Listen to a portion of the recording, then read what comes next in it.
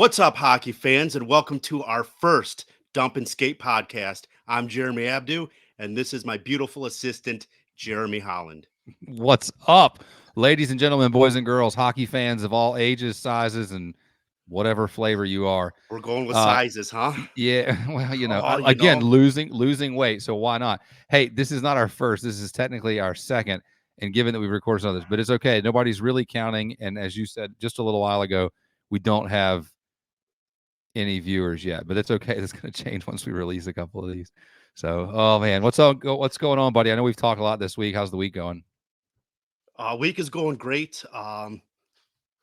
Missing hockey. It's a Thursday night. I feel like I should be playing hockey, um, but we played Monday and Super weird. Sunday and Monday, man. Yeah, It's super weird. So I was up there with you guys Sunday, played against you, which was kind of fun, except for the final score. A-leaguer.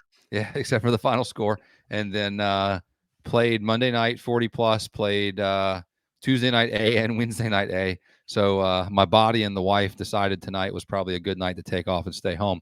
So, and I got to say, I kind of agree. It's nice to be at home. So I got our good friends, the Sprinces, Zach and Lindsay. Shout out to the podcast proclaimed king and queen of Savannah hockey. They are keeping track of things for me there, keeping an eye on shenanigans and tomfoolery, but also just kind of keep me up to date on scores so we can kind of know what's going on. My dogs are walking around my in-home studio here, so if the camera starts wiggling, it's because the dogs are walking into the camera stand. Literally, as we speak, they're hitting it. You can see. There's an earthquake Yeah, going it's on in just the Holland house. just everywhere around me except for me. So, yeah, lots of excitement. Oh man, they're gonna kill me. So well, what's up? So since this is the kind of first official non-pilot, we've got some topics we want to discuss tonight.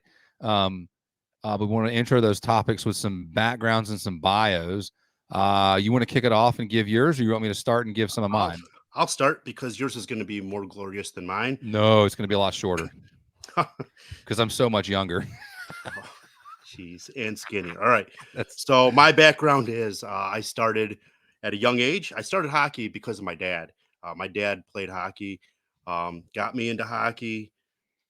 Well, one of my favorite pictures actually is my dad holding me in my home rink that I still play at when I go back to Chicago. I played some competitive level hockey after high school and then went right to men's league just because after that you lose the dream. But here's what I'm most proud of in my hockey career. Some of you guys know, many might not, that I was in a real serious motorcycle accident in my early 30s and flatlined, had to learn how to walk again. Took me about 13 months to walk without an assistant aid like a walker or crutches. About a few years after that, it was just such a blessing that I could walk again. Started playing the best sport in the world. Started really getting back into it. Fell in love with it all over again. 3 years after that, got a really bad hockey injury where I was paralyzed.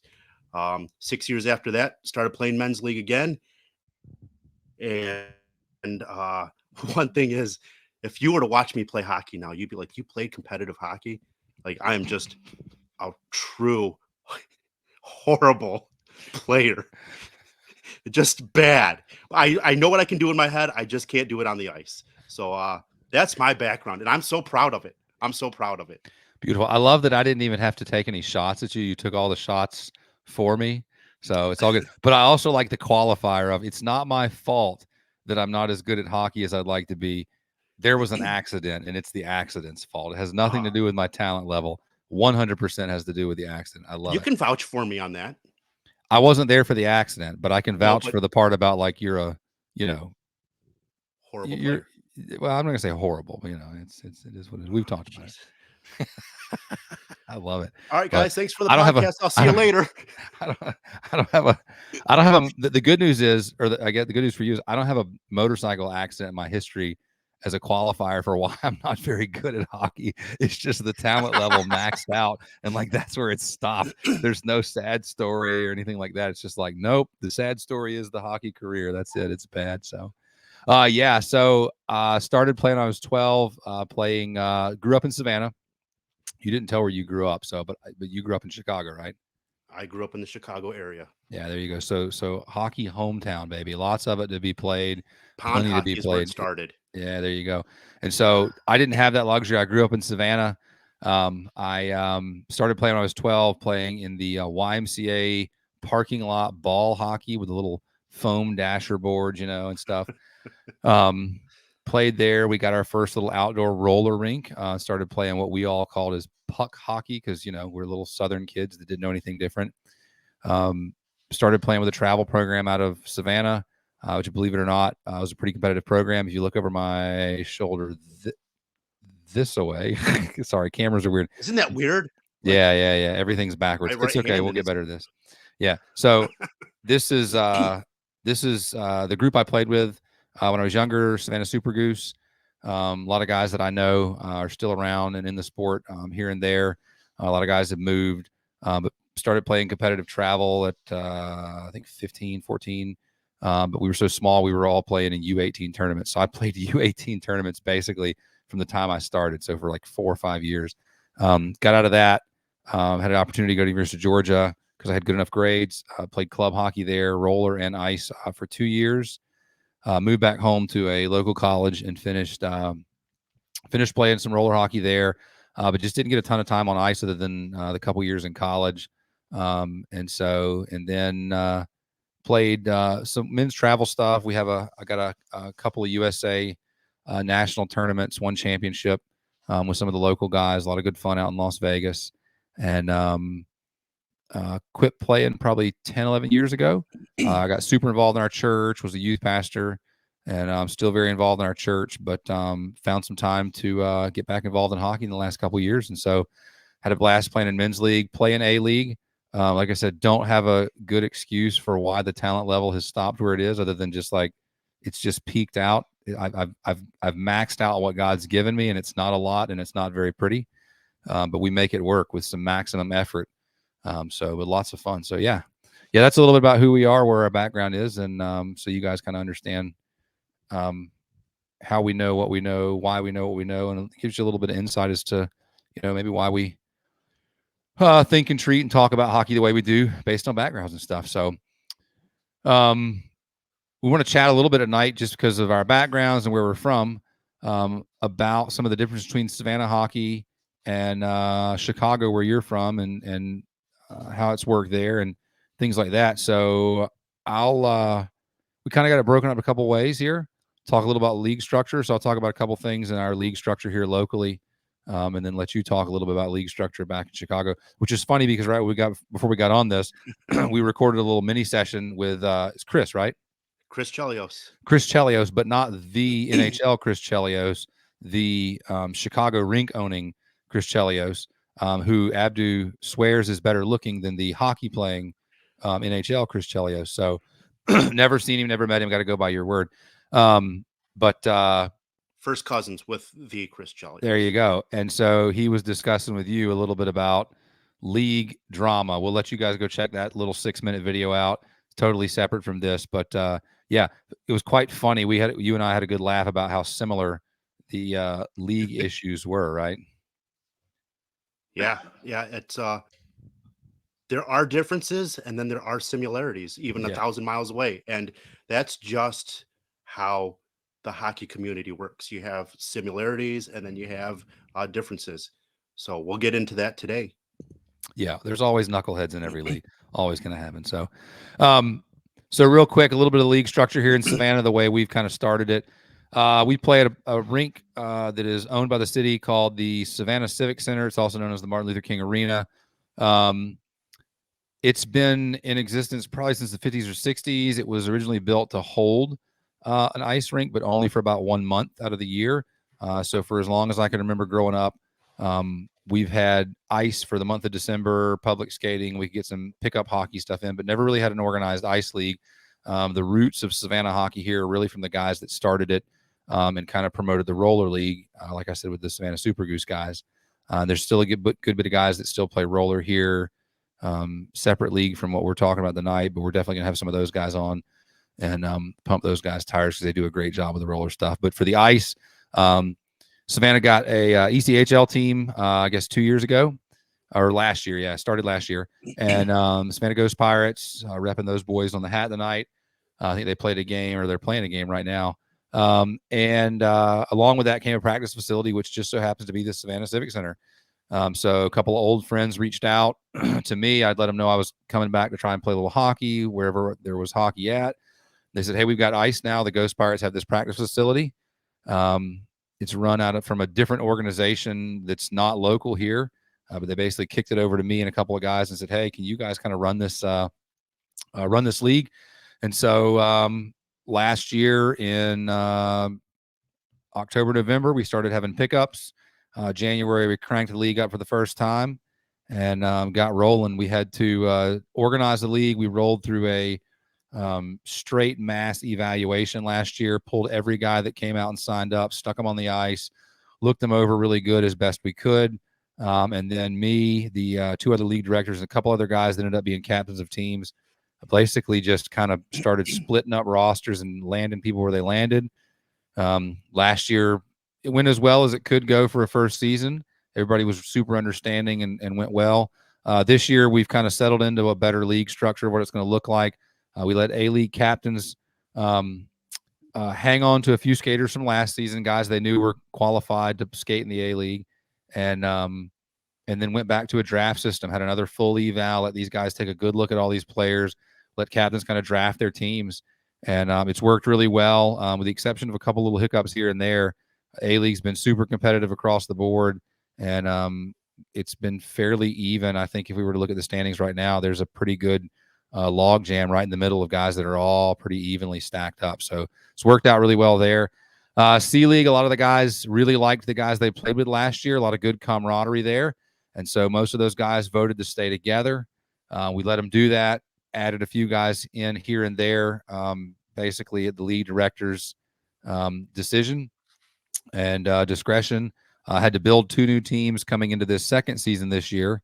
And so had to kind of build those from scratch. Just myself and the other league directors put those guys together. Same thing, some growing pains there. The long-term plan is to have an A, a B, and a C league completely drafted by captains. And I think the hopeful long-term goal is to get those teams put together, put in place, and then left alone, not continue to do a constant draft. But we're still kind of working through that. We want to get some feedback from guys, see what they like, what they don't like. And so that's kind of the basic league structure of how things are run here. And as you said, there's some similarities and some differences in Chicago. So give us a little bit about what the Chicago league structure looks like.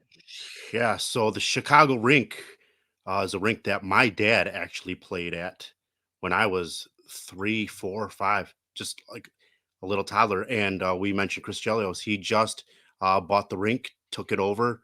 Um, so I've been playing men's league at that rink since probably 21, 22. And it's different. It's really weird because, well, no, I shouldn't say it's weird. Here it was weird to me because they did an eval and they said you're a C league player, B league, A league player. Back in Chicago, you just organize your own team.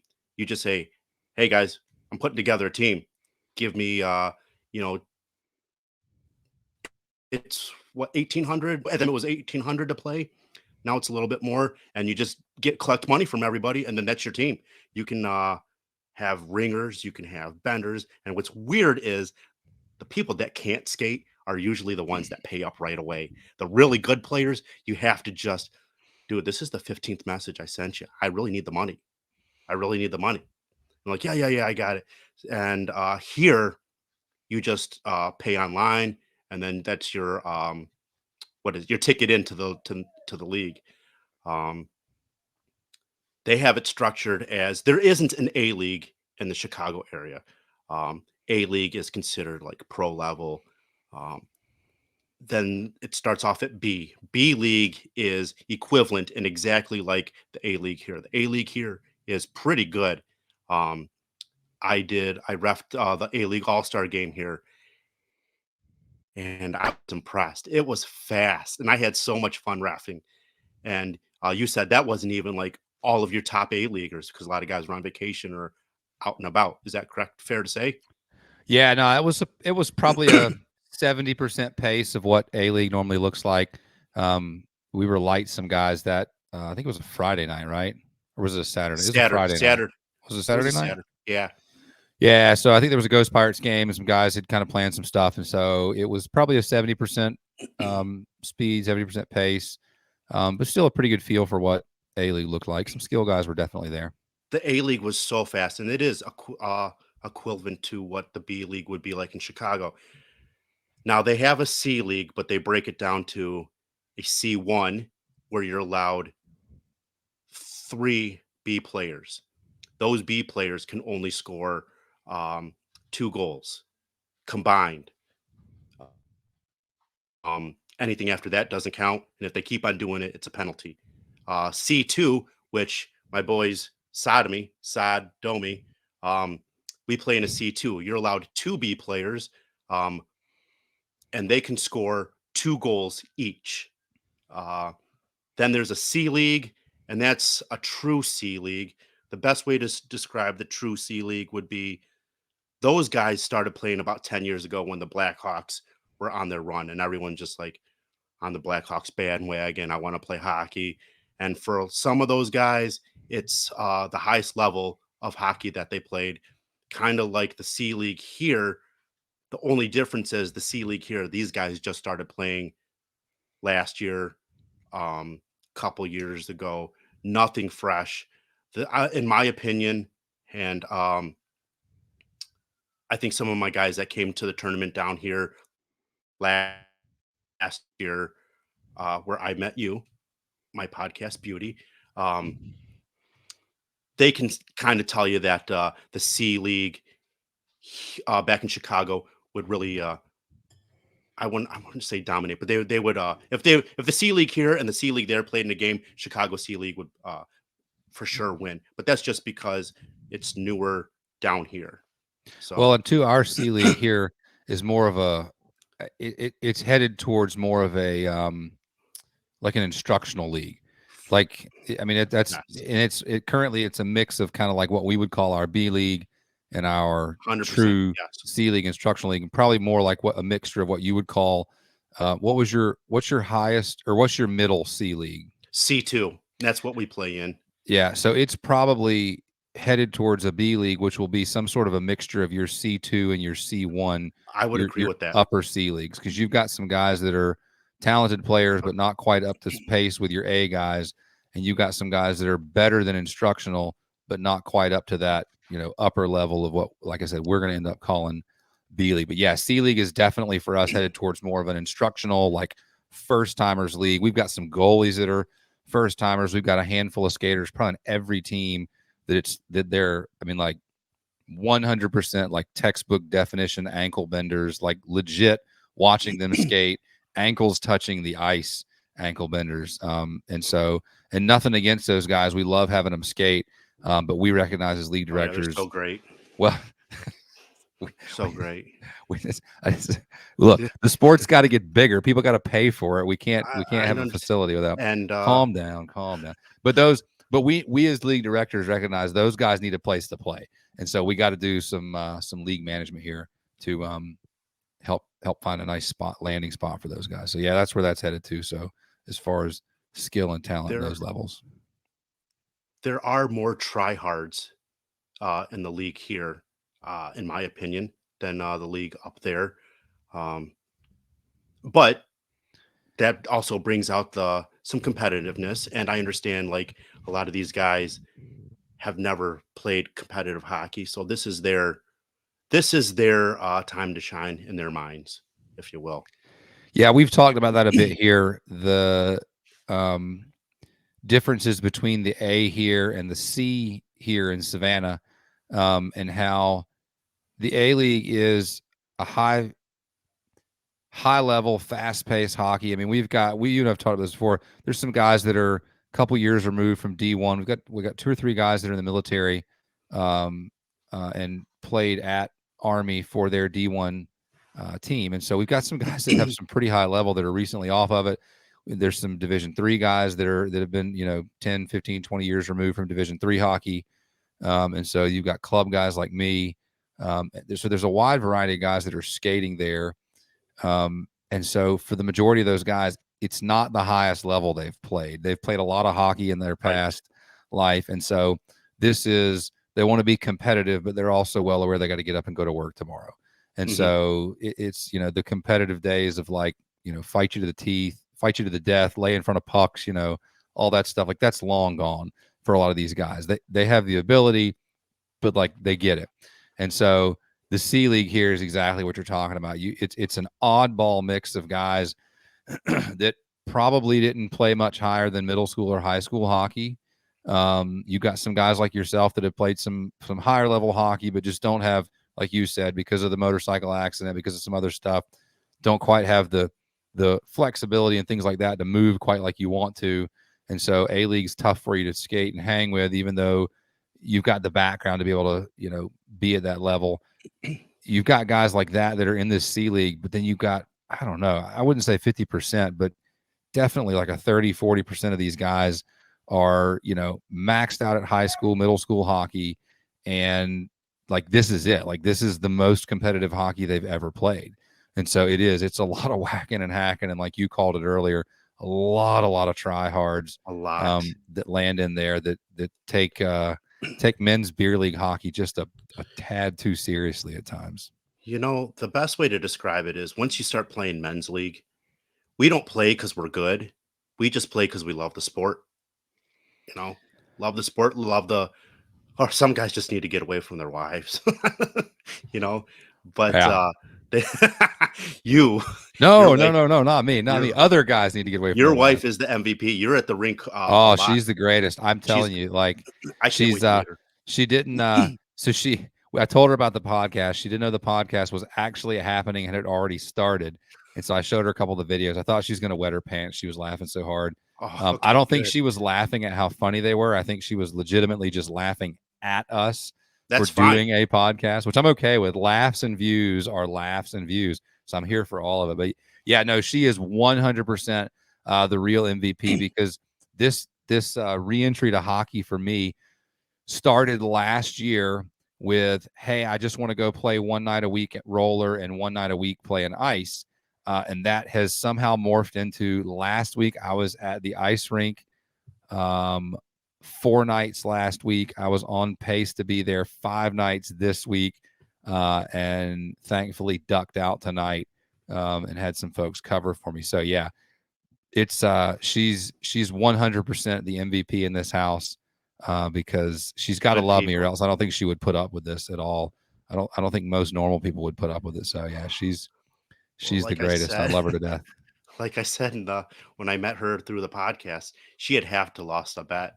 Like, there's no way a girl that good looking in her right mind would marry you. I don't know that So, I'd call myself the beast by any stretch, but she's definitely the beauty in the relationship. I'm glad that our kids look more like her than they do me. It's probably going to help them out in the long run. So yeah, maybe they'll and get a little bit of that. hopefully they have her intelligence too. Hey. Come on. We know better than that. She's no dummy, but neither am I. So yeah. But yeah, we Um, play for the love of the sport. We just love the game, and One of the other big parts we talked about earlier too was kind of the camaraderie, which is really neat mm, to see it. And so, and I can speak a little bit for the roller league, and I know you played down here some in the roller league too. But the roller league is big time about, and their league structure. Like I said, we'll talk. We're gonna have a couple of those guys on later, so we'll let them talk more about that. But their structure, they've really designed it so that there is some parity in the league, but also that that league feels like kind of one big community where guys are getting along, and so that's built into their design. One of the great things I think about the A League here is while there is competitiveness, all the guys kind of have a mutual respect for all of the guys out there. There's mm, very little bickering and fighting amongst guys. So what that creates is after a game, you can get your stuff pushed in by a team and lose, 8-2 or 8-1, like my guys did a couple weeks ago. And you can still go in the locker room and hang out with the other team and have a good time and cut up and laugh about it. And so hang out in the parking lot beers, whatever you want to do, that's hang the out with the best. boys. That's so much fun. Yeah. And so it's really good that we've got that. It's like I said, it's a great community just to hang out and talk hockey. Everybody there has hockey in common, all sorts of crazy backgrounds. We've got Canadian guys that are playing. We got guys from Chicago that play, guys from Detroit that play, I mean, guys literally from all over. We got a guy from Alaska that's down here playing in the The league. Czech Republic guy, he was Got so good. we got guys from the Whew. Czech Republic, which I've known him for quite a while. He's been here for a minute. But yeah, so tons of guys that all come together around this common theme. Hockey, happens to be the common theme we've pumped the podcast on too. So, and you said Chicago's really, really similar. The biggest difference is that we can kind of hang out parking lot, year round. When it's -7 in Chicago, that gets kind of There's tough, eh? no way you could. Your beer's frozen. But in the summertime, some of the teams, they go all out. They get like a tent, uh, grills. I'm trying to think. I think the Englewood Jacks. In the They used summer, to do that. in Yeah. the summertime here, we just try to hide inside the air conditioning because there is no ice rink that's Oh, it's surviving so hot currently, here. and you're not playing any outdoor hockey because you'd melt within 5 minutes. So that's brutal. But yeah, early season, lots of guys want to come out. There's a few cookouts that I think have happened at the outdoor roller rink. Yeah. I know we were trying to set one up for the ice guys here a couple weeks ago. We ended up just going to a restaurant together. But yeah, Thank you, Coach. Thanks, Coach, for that day. That was. I don't think we got enough food. I'm still I was so my kids. hungry. I My was so kids are hungry when I still left my kids are still eating pizza from from that from day. that Oh, establishment from that day. Yeah, I gave it to them the night. I was like, "Hey guys, you want pizza or you want we're pizza? Pizza." I was like, "All right, you're getting more pizza. Thanks, Cooch. Appreciate it." Coach, Set that was up such a dinners for good a couple time. times this week. So yeah, big, big, big win there. So that's a lot of the differences, a lot of the similarities. It's pretty good stuff there, boys. Pretty good stuff. So we're gonna have a couple of repeating features on our podcast. First one we're gonna call is the Selly of the week. So and sometimes they maybe Sellies of the day. And so I talked with you earlier today. I already gave you mine, so I'll save it since you already know what it is. And I know All I'm right. springing this on you a little bit here, so I'll Oh, I'll don't rant. do this to me. I'll ramble for just a second so you can kind of think of it. There's got to be so here our Selly of the day or Selly of the week is basically like the thing that happened to you that week, like a really good thing. Like the double fist pump Selly, whatever, or the Jeremy Dabdo Selly. If you got to lay on the air, we go. So whatever it is that really made your week or made your day was really, really good. So I've Oh, I given you a got one. second here. I You got got to one. have a good thing. You got to I have don't a know if good it's thing that good. happened I don't know today. if it's good, but It's it good stands. enough. All right. All right. Can I just Yeah, yeah. go? What's your Selly? What's your I'm going to go Selly of ahead the and say week? it. So, last week I got a penalty that I did not agree with. Um, did not, you know what I'm doing. I got a penalty, and Putting the look, referees on blast for your Selly of the week. I will not ever argue. Whenever referee gives me a call, because I have a friend that's an NHL referee, and I have a lot of respect for him. But once I met him, I have a lot of respect for referees. When I get a penalty, I just All right, brother. Give me your Selly of the week. all right. So I got a penalty on Thursday. I think it was a game that look. Someone threw their glove on, didn't throw their glove, lost their glove on the ice. Play. It was in play, and it was in the way of a play right around the goal crease for a good 2 minutes. And the person that Dog Fent, lost his glove. Didn't bother trying to pick it up. So the puck went in the corner. I pushed the glove aside with my stick, got 2 minutes for it. And I just go, man, are you kidding me? That's not a penalty. Long story short, the guy is like, yeah, it is. This is one reason you just can't tell him anything. That's fine. That's fine. I left it as is. Went home, Googled it because I thought it wasn't a penalty. Wasn't a penalty. Then our game on Sunday, I asked another referee, hey, this is what happened. Is it a penalty? And he's like, well, was the guy trying to pick up his glove? I was like, no, he was nowhere near it. And then he's like, yeah, then it's not a penalty. Then Monday, we had a game. The referee that I asked his opinion on it sent me a whole screenshot of the rules and regulations of that situation. Yeah, isn't a penalty. And I was like, there goes my plus minus in the penalty box. So that was I felt good about that. So your Selly of the week is putting a local referee on blast for making a wrong call and then getting it confirmed. Yeah. I'm going to severely injure the dogs, and like it's going to happen. Hey, enough. There's nothing I can do. This is just going to make the podcast. So, Congratulations. This is the chaos that we live in. All right, so I'll super quick. My Selly of the week was a pretty good one. Played last night. We lost on Tuesday night. It was rough. We were super light on our roster. The A-League Swamp Donkeys. Last night played our first game. Won. Whoop. Nice W. Had some of our skill guys back. Big difference. But the jewel of the night. I was getting to play with a couple of buddies, actually 3 buddies, Patty Smith, Pete Rossi, Andy Ponton. Shout out to the boys playing for the Wagoons. And they were short. They needed one extra guy. I got to skate with them. Got them their first goal, put them on the board, put them up 1-0. But they're ahead of us in the standings right now. So was also able to be a part of their first loss this season. So pump my tires for getting a goal for them, but also pump the brakes on those boys, putting them back in game here. So put them 1 game closer to us and us 1 game closer to them. So, yeah, big time, Selly, for drawing 1 game closer to the number 1 team in the A-League. And that's a great win for you guys. I mean, I'm telling you, like, my team wins. I get to be a part of scoring for them, so they can't say I threw the game on purpose. I was trying really hard to help you guys win. However, you guys lost. We had a group. I started a group chat with we have a group chat with those few guys, and I told them I was really disappointed that I was not one of the 6 guys they pulled out when they pulled the goalie at the end. And so none of them seemed to be real worried about that, though. So I feel like they probably would have not changed the decision. So another segment we're going to run here is the sin bin moment of the week. So sin bin, penalty box, boys. What's been the low spot of the week for you? I'll give you a second to think about yours. I'm pretty sure I've got mine.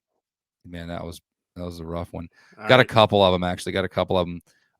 Today was super busy, and so I did not get to eat lunch. I had to save my lunch till I got home. So I know. Wait. It's eating unintentional. Unintentional. Eating disorder after like completely unintentional. Yeah, accident. It was a wild day. So hated it. I'm already on the diet. It was not fun. Not getting to eat lunch. And what's even crazier was, as you and I have discussed, my lunch was in the dashboard all day long. So when I came home when I came home for dinner, guess what I ate for dinner? The dashboard lunch just got eaten for dinner. I just put it in the microwave. Time out. Let's explain to people what this dashboard. This dashboard. Okay. All right. So I'm a general contractor by trade, and so I'm not always around a microwave. So since I've started this weight loss journey, I got meals that I got to eat. Relax. Calm down. You are so fart noises. What are you, like 4? What's wrong with you? Let me go get my 8-year-old up. She can join the podcast and make fart noises with you. What a dingbat. So I don't have a microwave. So I use God's microwave, which is my window, my front windshield in my truck, and I just lay the food up there enclosed so that the sun beams through the windshield, nukes the food inside the container on the dashboard. It's usually a very warm to hot meal. Works out really well. Typically never have any problems, but today was kind of overcast. Like I said, I was super busy. So I'm going to post this in the comments on our Facebook page. I want all of our 100 followers. Thank you guys. Chime in on this. Tell me what you think. Who likes the dashboard microwave? Yeah, I love it. I love it. We'll start a poll. So, but hang on. That's not even my sin bin of the week. My sin bin of the week was the L we took on Tuesday. It was brutal. We were missing 3 or 4 of our top scorers from our team. I think we had 3 defensive guys out there, and we just like lived the entire night in our zone. I think our goalie took no exaggeration, 60 to 80 shots. I mean, it was all, and he only let in 3. We only lost 3-2, but I swear it felt like we lost 20-2. It was all. There's nothing more demoralizing than playing D and barely clearing your zone just to turn around and have the guys you're playing against come right back in the zone. Awful. Just worst feeling. So glad I got to follow with a good one. But yeah, that was definitely so far this week the sin bin moment of the week for me. So how about you, buddy? What's your bad feeling of the week? Tell me it happened this morning at 5 a.m. when you got a text message. Just tell me it happened this morning. Well, that's not it, but we're going to tell our listeners. No, So, tell your sin bin. Tell your Holland. sin bin, and then we can come out of that. No, we can come All out of right. that. Well, We can this come out of that. one's Tell yours. Tell yours. Tell uh, yours. this one's eating me alive. Cooch is on a dry spell of goal scoring. He's like, I can't score a goal. I'm on a drought. So I average about 1 to 2 goals a game. And the last 4 games, I haven't scored at all. And we talked about this a couple weeks ago. Is even the pros mess up. Even the pros go on a dry spell. But look, all my friends call me Desert Storm back in Chicago for a different dry spell. You know, but this one is like a legit hockey Desert Storm dry spell. It's it's we're still getting W's except for the one Just not against because of you. Just not yeah, because of you. but that's great because then it's less pressure on me. But It's good. I usually get a couple goals a game, and I haven't scored one. I think in 4 games, and I'm a very superstitious guy. Maybe we could talk about superstitions in We'll have another to save it. podcast. But Yeah, I I'm was a gonna say, very well, we super. can do superstition other pod because I know you're kind of odd about switching. I was on your bench on Monday night, and I watched you switch sticks back and forth about 4 times. I was very confused about it. Like I said, we'll save that for another pod. That's Well, Rossi gets the superstitions because Rossi and I talked oh, about it. I He's get super. the superstitions, but man, you got some deep ones there. So Well, they work because I don't like know. a That was an L you took on Monday. I don't know how well they were working on Monday for you.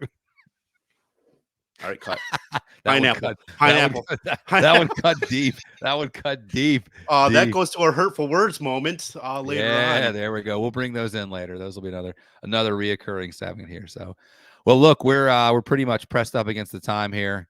If you've listened to this point, we appreciate you guys being on. Look forward to recording Oh, more thanks in the to all of our future. listener. All of our listener. Nah. We appreciate the guys that are following us on Facebook, following us on all our social medias. We love the views, love the likes, love the comments. Keep them coming. Big fans of you guys. Appreciate you guys being big fans of us.